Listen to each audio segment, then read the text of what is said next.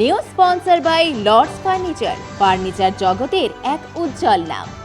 নিজেদের ঘরকে সুন্দর আসবাব দিয়ে সাজাতে আজই আসুন আমাদের প্রতিষ্ঠানে। জলপাইগুড়ি নাগরিক সংসদের উদ্যোগে সোমবার সন্ধ্যায় জলপাইগুড়ি কদমতলা মোড়ে অভয়া ন্যায় বিচারের দাবিতে সকল দোষীদের শাস্তির দাবিতে বিক্ষোভ কর্মসূচি অনুষ্ঠিত হয়। অভয়া কাণ্ডে একজন দোষী হতে পারে না, এর পেছনে আরো অনেকে রয়েছে।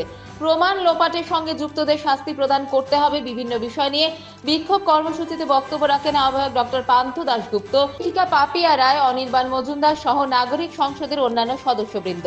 বক্তারা বলেন, শুধুমাত্র সঞ্জয় রায় অভিযুক্ত নয়, কারো একার পক্ষে এই ধরনের ঘটনা ঘটানো সম্ভব নয়। সমস্ত দোষীদের শাস্তির দাবিতে আগামী দিনে আন্দোলন আরো জোরদার হবে। জলপাইগুড়ি নাগরিক সংসদের তরফে ডক্টর পান্থ দাশগুপ্ত বলেন, আমাদের লড়াই শেষ হতে পারে না যতক্ষণ না পর্যন্ত সমস্ত দোষীরা শাস্তি পায়। এদিন একজনের যাবজ্জীবনের মধ্য দিয়ে যে উত্তর পাওয়া গেল তার থেকেও বেশি প্রশ্ন থেকে গেল।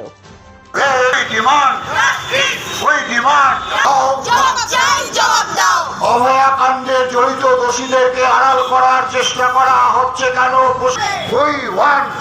প্রিন্সিপাল সন্দীপ বোসের নামে কেস চালু করা হচ্ছে না কেন?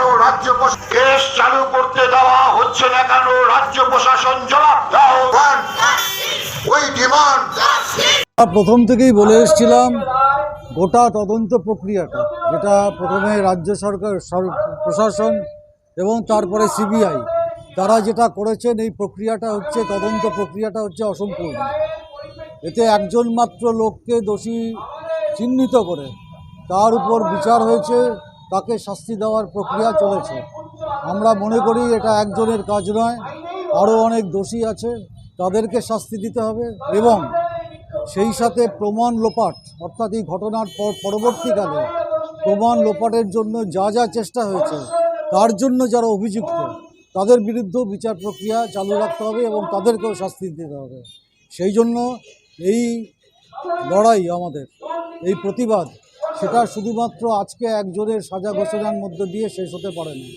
আমরা এই লড়াইটাকে জারি রাখব এবং সমস্ত দোষীদের শাস্তির জন্য আমাদের লড়াই চলবে। আজকে আমরা আন্দোলন করছি না, আমরা আন্দোলন করছি গত 9ই আগস্ট থেকে। যেদিন থেকে অভয়া নৃশংস হত্যা হয়েছিল সেদিন থেকে আমরা পথে আছি। আমাদের মনে হচ্ছে এখনও বিচার এখনও অধরা।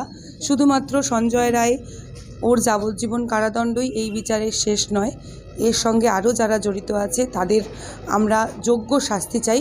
যতদিন না সেই শাস্তি হচ্ছে ততদিন আমরা পথে থাকব।